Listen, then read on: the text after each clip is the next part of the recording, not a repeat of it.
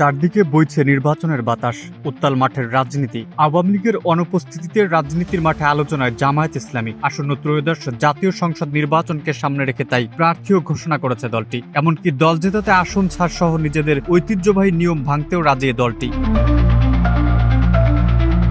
298টি আসনের প্রার্থী ঠিক করেছে জামায়াত ইসলামী।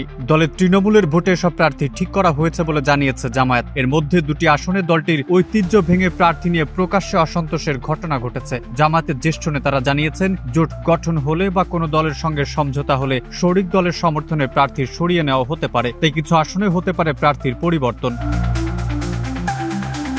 আওয়ামী লীগের পতনের পর বিএনপির মিত্র এ দলটি এখন আর নির্বাচনী প্রতিদ্বন্দ্বী হয়ে ওঠার চেষ্টা করছে। সংস্কারের বেলায় কয়েকটি বিষয়ে বিএনপির বিপরীত অবস্থান নিয়েছে দলটি। সর্বশেষ সংসদে উভয় কক্ষে পিয়ার পদ্ধতিতে নির্বাচনের দাবিতে 6টি দলকে নিয়ে যুগপৎ আন্দোলনও করছে জামায়াত। পিয়ার দাবি আদায় না হলে নির্বাচনে অংশ নেবে কিনা ভেবে দেখার হুঁশিয়ারি দিলেও দলটি সব আসনেই প্রাথমিক প্রার্থী বাছাই করে গত জানুয়ারি থেকে ভোটের প্রচার শুরু করেছে। সারা দেশে তাদের নেতাকর্মীরা মানুষের ঘরে ঘরে যাচ্ছেন।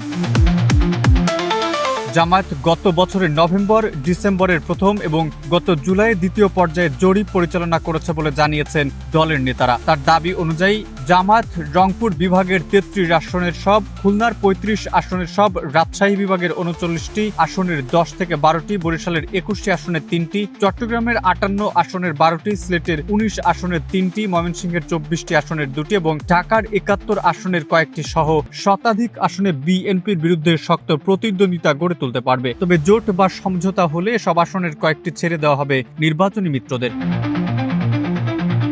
দলের আমির ডাক্তার শফিকুর রহমান ঢাকা 15 আসনে, যুদ্ধাপরাধের দায়ে 14 বছর কারাভোগের পর মুক্ত এটিএম আজহারুল ইসলাম রংপুর 2, দলের সেক্রেটারি জেনারেল মিয়া গোলাম পারোয়ার খুলনা 5, নায়েবে আমির মুজিবুর রহমান রাজশাহী 1, ডাক্তার তাহের কুমিল্লা 11, সহকারী সেক্রেটারি রফিকুল ইসলাম খান সিরাজগঞ্জ 4, হামিদুর রহমান আজাদ কক্সবাজার 2 আসনে প্রার্থী হবেন। যুদ্ধাপরাধের মামলায় দণ্ডিত সাবেক আমির মতিউর রহমান নিজামীর ছেলে ব্যারিস্টার নাজিবুর রহমান মোমিন পাবনা 1, দেলোয়ার হুসাইন সাইদির ছোট ছেলে মাসুদ সাইদি পিরোজপুর 1, আরেক ছেলে শামীম সাইদি পিরোজপুর 2, মীর কাশেম আলীর ছেলে ব্যারিস্টার মিন আহমেদ বিন আরমান ঢাকা 14 আসনে নির্বাচন করবেন বলে জানা গেছে। ঠাকুরগাঁও 1 আসনে বিএনপির মহাসচিব মির্জা ফখরুল ইসলাম আলমগীরের বিরুদ্ধে প্রতিদ্বন্দ্বিতা করবেন ইসলামী ছাত্র শিবিরের সাবেক সভাপতি দেলোয়ার হোসেন সাইদি। কক্সবাজার 1 আসনে বিএনপির স্থায়ী কমিটির সদস্য সালাউদ্দিন আহমেদের বিরুদ্ধে লড়বেন স্থায়ী নেতা আব্দুল্লাহ আল ফারুক। জামায়াত সূত্র জানিয়েছে, এই আসনে জামায়াত আগে জয়ী হলেও সালাউদ্দিনের মতো হেভিওয়েট নেতাকে আটকানো কঠিন হবে। জামায়াত সূত্র জানিয়েছে, স্থানীয় পর্যায় থেকে আপত্তি আশায় নরসিংদী 5 আসনের প্রার্থী বদল হতে পারে। সংসদীয় আসন পুনর্বিন্যাসের পর জেলা একটি আসন বৃদ্ধি পাওয়া নবগঠিত গাজীপুর 6 আসনের প্রার্থী এখনো ঠিক করেনি জামায়াত। আগের সীমানা ধরে বাগেরহাট জেলার 4টি আসনে প্রার্থী ঘোষণা করা হয়েছে। সীমানা পুনর্নির্ধারণের জেলায় একটি আসন কমে যাওয়ায় সেখানে প্রার্থী পুনর্নির্ধারণ করতে হবে।